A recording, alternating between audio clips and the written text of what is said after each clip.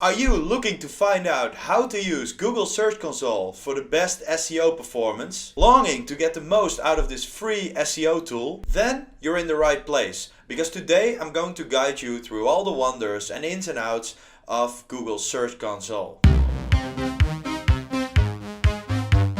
Yo, what's up SEO hustlers? Welcome back to our channel where it's our job to teach you how to use SEO to make money online. Today's video is about Google Search Console, Google's free SEO tool to get all the ins and outs around your domain and use it to get better performance. Therefore, this video will be jam-packed with actionable insights, tips and tricks for you to replicate for your own domains. Google Search Console, formerly known as Google Webmaster Tools, is Google's go-to free SEO tool. It used to look a bit like this, but currently looks like this. The tool provides all kinds of functionalities around keyword research, content optimization, technical SEO, and even internal links and link building. Let's start with the basics. First, you can head to Google Search Console by probably Googling Search Console and you will end up on this page. If you click Start Now, you will end on this screen where you're asked to select a property type. That's the first step of your verification process for your domain. So, should you select a domain property type or a URL prefix property type?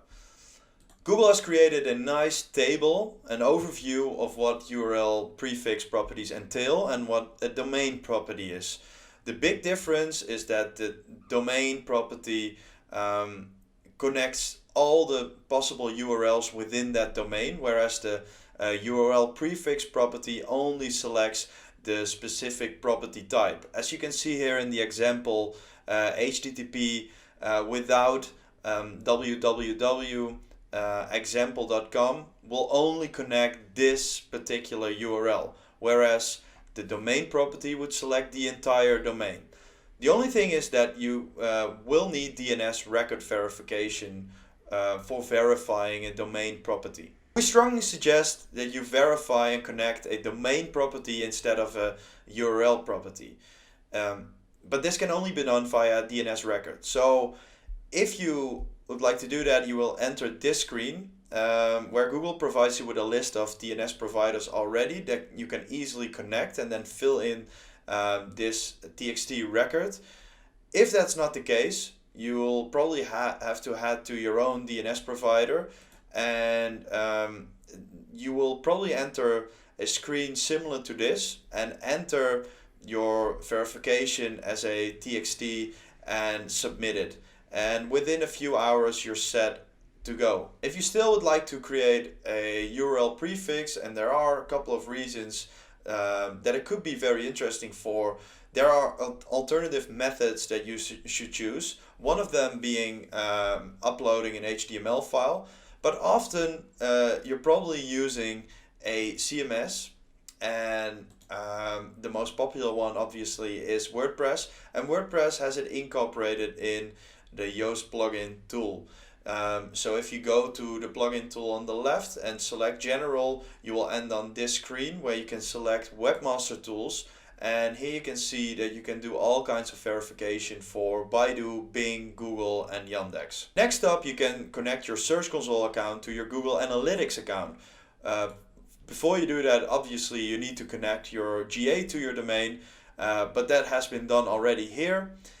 If you're there, you can select admin on the bottom left and then head to property settings in the middle. From there, it's a little bit hard to find, but if you scroll down, you can find Search Console here and click Adjust Search Console. As you can see, Search Console hasn't been connected for this domain, but you can easily click Add and then select a property. One other thing you might want to do if you're already using Google Ads is that you connect your Google Search Console account to Google Ads. To do that, you head to your Google Ads overview and you select Tools and Settings on the top, click Linked Accounts, and you will get an overview of all these accounts. And on the bottom left, you can see Search Console, and if you click that, you can link your Search Console account to Google Ads. It provides you with data from both ends, so you can definitely leverage from it. Next up, it's time to set up your own Google Search Console account. For this video, we've used an example one of ours, which is for a video doorbell website. It has generated some data over the last few months already, and therefore it's a nice example of what Search Console can offer. You might want to start by adding other users to your Google Search Console account, although if that's needed. But you can do that by going to the bottom left and select Settings, which gives you an overview of the property settings, crawling, and about. But the property settings, as you can see, will give an overview of your ownership verification, but also the users and permissions. So here you can see who's the owner of the Google Search Console account, but also who else has permission to the account and to what extent. You can select full or restricted permission, but you can also remove total access. If you want others to join your Google Search Console account, you can add a user here and also click on full or restricted permission. The next step would be to add a sitemap to Google Search Console, and you can easily do this by heading to Sitemaps on the left and then add your new sitemap in here. It has already been done for this particular domain, but you can easily see when it's been last read, what the status of it is, and how many discovered URLs are in the sitemap. Having a sitemap in here allows you to get an overview of what URLs are discovered and how they perform and represent the indexed URLs within Search Console. But if you've uploaded a faulty XML sitemap or one that you want to get rid of, you can always easily select it and remove it instantly here. So now let's go to the fun part of Google Search Console, at least from our perspective, which is the performance. If you head to this page, you will see an overview of your performance for the domain. So you can see your organic clicks coming in, the total of impressions, the average CTR, which is click-through rate, and the average position. You can select a search type, which means regular web results, but also images, videos, or news, and you can compare them against one another. Also, you have to pay attention to this button, which allows you to select a date range. You can select a date range up to 16 months or create a custom one, or you can compare periods against one another. So, for instance, you can compare the last 3 months to your previous period, but you can also compare the last 3 months year over year. Another functionality that Google Search Console offers is to add your own filters. And you can do this by heading to New, and you will get an overview of different options such as query, page, country, device, and search appearance, where you can select multiple filter options. So for instance, if you go to query, you can see that you can select a keyword. Then you can filter on that your query should contain this keyword, should not contain this keyword, or that it is the exact query. The other option would be to compare certain queries with one another. Other filter options include the page selection, where you can add a phrase or keyword that your URL is containing, not containing, or which is the exact URL. Again, you can compare them against each other and get a performance overview for that. Other options include the selection of a country or the comparison of countries, selecting a device, desktop, mobile, tablet, or compare to one another. And lastly, search appearance, which is an overview of how your search result is appearing in the search results. So for instance, rich results could be an enhanced search result listing with, for instance, for a recipe, and you can filter on specific performance for those kinds of search results. Going a bit deeper into the performance dashboard, you can see that there are 4 options, so clicks, impressions, CTR, and position, and you can select or deselect all of them. Total clicks reflect how many times a user clicked through to your website. Total impressions, which will be added if you click it, reflect how many times a user saw a link to your website in the search result. Average CTR gives a percentage and adds a green line, and is a percentage of impression that resulted in a click. So basically your clicks divided by your impressions times 100 to get a percentage.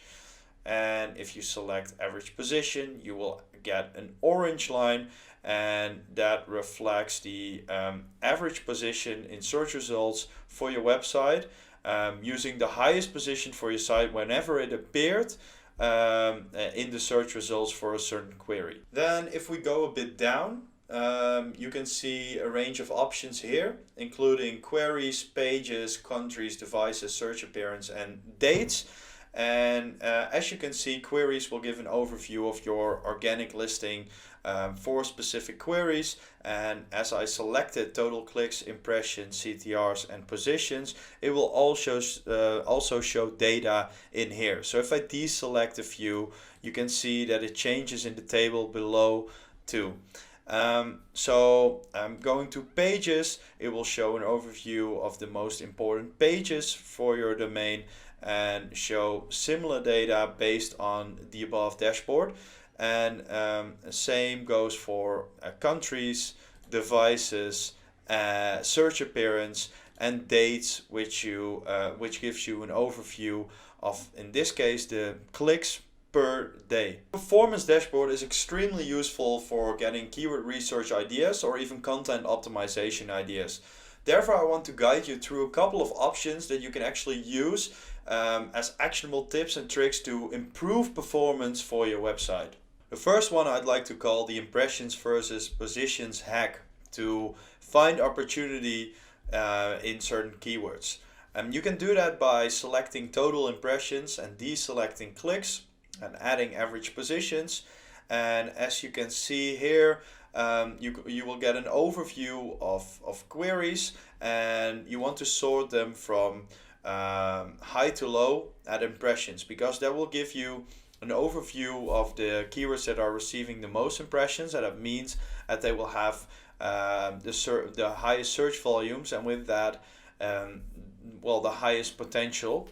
On the right you can see position, and I'm looking for keywords with a reasonably high number of impressions and a position that is still feasible for optimization. So what I mean with that is, for instance, a position around an average of 10 will give me an idea that it's pretty likely that with a few tweaks and optimization I could rank even higher and get more clicks out of the impressions that are shown for that specific query. So here, for instance, this keyword saying best video doorbell, it has an overall impression rate of 3120 and a position of 9.8. And if you click it, you can see that it has an average position of around 5 to 6 at the moment, but there's still definitely room for improvement, and from that we can get a bigger share of the total impression number. The second tip would be to capitalize on your unicorns, and that basically means that 20% of your web pages is probably roughly generating 80% of your traffic. And those pages are full of insights, best practices that you can use on other pages or to expand upon on that page itself. So if we look at the example here, we can see that the best performing page is the home page. However, that's not really fair because this domain used to be a one-pager. However, you can also see that these two other pages are doing very well compared to the rest. This one, for instance, for a particular brand, and they probably have all these interesting insights that you can build upon, and we would highly recommend also expanding these pages and basically even get more out of them. From here we can go into tip 3, and that's finding your hidden gem, and it's a very nice method to do that per page. So for instance, if I'm going to select the second page here, you can see the performance dashboard for that page and how it has generated clicks and impressions over time. However, that's not what we're looking for. We are looking for the particular queries for this page. So as you can see, the page is selected as a filter. because it is selected on the previous page. But now we want to see the queries for this page, and we're doing this by clicking queries. And then you will get an overview of all important queries for this page. And now if I add an average position and I select on impressions, I will get an overview of the keywords with highest potential and build upon them with optimization plans. For instance, this keyword for Ring doorbells has still a lot of potential and is probably not yet integrated on the page that well. So it's definitely a hidden gem to take into consideration. The fourth one would be to optimize low CTRs. So how do you do that? That's first by clicking the average CTR, which will add a green line into your performance dashboard.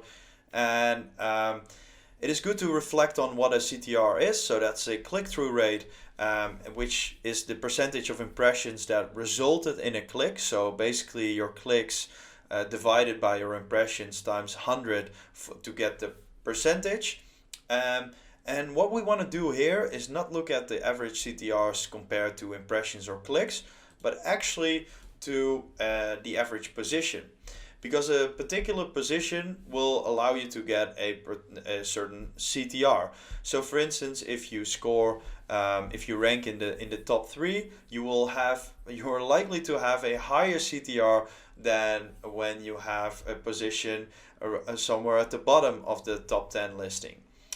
So what's the big deal here? Well, what we're looking for is actually similar positions with differences in CTRs. Because similar positions and differences could mean that one is performing better because of a better optimized title or a better optimized meta description. And it is very interesting if you look at this one here, that for instance, for this keyword, you can see that the average position is 5, but the CTR is 7.2. For this position that is a bit lower even, 5.5, the CTR is 8.7. So what you want to know here is what best practices are being used in the metadata, so in your page title and meta description, to really drive that traffic and drive those clicks through your website compared to this one. And it's a very nice method to compare these two and use best practices, and from there get better results. The fifth one is to find high potential synonyms. This cannot be applied to any product or any service or any website. However, for some it can be highly valuable. So what I mean with that is this website, like I said, is for doorbells with camera. However, there are so many ways to describe these things. It can be video doorbells, Wi-Fi doorbells, smart doorbells. And what you can do is look up with filters which are getting the most impressions and clicks at the moment, and if you can optimize for other synonyms. So you can do this by adding a filter for queries, and now for instance adding the query for video, the Dutch word for video doorbell, and if I apply that, I'll get the list of all queries containing video doorbell, and I will get an overview of all the impressions and clicks that are generated for queries containing video doorbell. So it's a nice way to look up synonyms and to leverage on that. Number 6 is make sure not to forget images in your research. So as you can see here, the performance dashboard is now based on the filter web results, which means the regular Google web results are generating the results that you see here. However, you can also filter on images. And that could be very, very important for a number of e-commerce stores or very visual themes or products that are listed on your website. As you can see here, there are only a number of clicks that organically generated clicks from images, but there are still quite some impressions. However, please take this into account, because you can definitely get a lot of clicks in via images as well, especially if they're highly relevant for the niche you're in. Tip number 7 is to breathe new life into pages that have lost a significant amount of traffic. So we are using a different domain here because this one is a bit older. It's a domain for that is comparing energy providers, but it will show you a nice example of how you can do this. How you can actually apply this for your own domain if it is already a few years old. So what you need to do here is select the date range and click compare and compare your last 3 months year over year. A bit of a downfall of Google Search Console is that by default it doesn't let you to go back more than 16 months. However, this 3 months year over year will be enough. Um, why this is such an important trick is because, for instance, when you've created a blog maybe 3 to 5 years ago, that in the beginning generated a lot of traffic but then over time declined, and in the last few years you only see that you're losing traffic, it can be very relevant to detect this and to revamp it and breathe new life in those pages. So if we're actually comparing these last 3 months year over year for this domain, what we see here in terms of pages, and I will select the difference on high to low, is that 3 top pages have lost a significant amount of traffic over the last 3 months if you compare that to the year before. So it would be an easy fix to go into those pages and see what keywords they were ranking for and try to re-optimize those pages for the existing SERP. Next to the tips for the performance section of Google Search Console, there are also other elements that are very important and crucial for your domain and that you can use for actionable tips and tricks to improve the status of your domain. One of them is the URL inspection, and you can find that here. And if you click it, you will be selected to inspect any URL at the top. We've now chosen this one, and if you've done that, you will land on a similar type of page where you can see if your URL is already on Google and being indexed. You can click view crawled page to see how the page is crawled. You can request indexing. You can see the coverage, and that's actually already a very important part because here you can find how your URL is discovered. So you can see, for instance, that it's generated here by the sitemaps and delivered by the sitemaps, that it has a referring page when it was last crawled and how it is indexed, and if there, for instance, is a canonical tag, in this case a self-referencing one. Not to go into too much details, but why it is so important is that, for instance, you can go on view crawled page and you can see if the HTML is in accordance with the main elements that you want to show or that you want to provide to Google. So for instance, you can look up if the page title is crawled well or your canonical tag is in here, and that could be very relevant. Next to that, there's the request indexing button. So if you've made any immediate changes to your website that you want to have indexed straight away, then this is a very nice method to get a quicker indexed page, and especially if you have added any features to your page, such as structured data, or you've optimized for instance, a featured snippet. This could be a very quick way to get your page re-indexed by Google. Another important feature for optimizing your technical SEO is to go to your URL coverage and to fix errors. So at the moment for this domain there are no errors available, but you can easily explore 404s or other types of errors that will arise in this section. Also pay attention to the top left, where you can find all known pages or submitted pages manually or via sitemaps, or you can select to even look into particular sitemaps and how they are reflecting your index pages. So if we go here, valid with warnings, there are no valid URLs with warnings at this point, but there could be examples of that. Here you can see there are 24 valid URLs of which 22 are submitted by a sitemap and indexed, and 2 of them are indexed but not submitted in a sitemap, which is also a nice finding because you could include those pages into your sitemap. And then there's a number of pages that are excluded but still found by Google, and there are a number of reasons here. For instance, pages with redirects or no index tags. However, sometimes, as you can see, there are URLs that are being crawled but are currently not indexed, and the reason for that is not always clear. However, please pay attention to this part because it is a very important starting point often for looking into your technical SEO. Another element that is often overlooked is the links section within Google Search Console. So it's a bit hidden all the way at the bottom left, but if you click it, you will get an overview of your external links and internal links.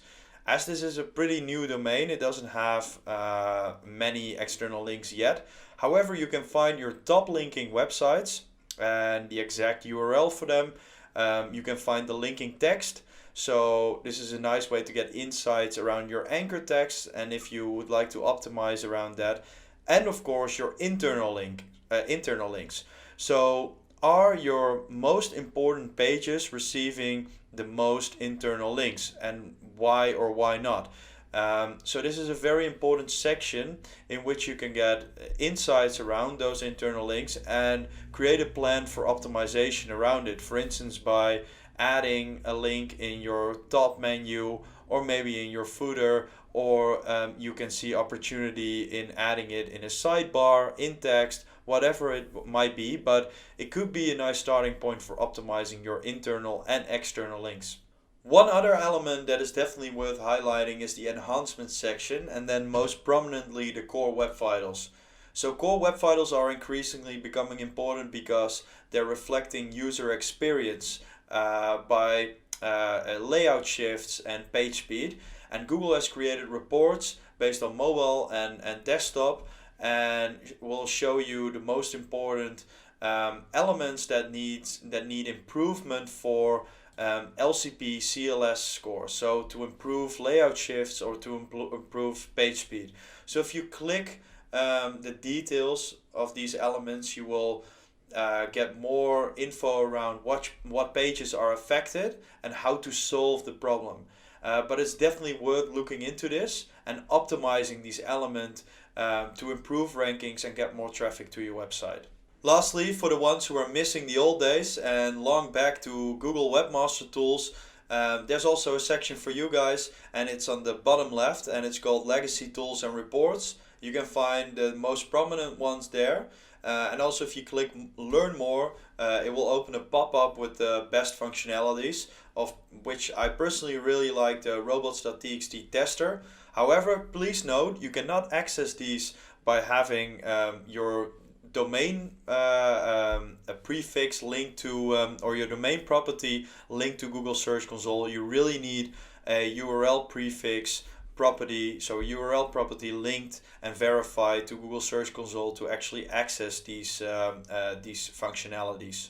So that was it. We're very curious to hear your experiences with Google Search Console and how you've applied tips and tricks for your own benefit. If you like this video, please make sure to like and subscribe, and hope to see you in the next one. Peace!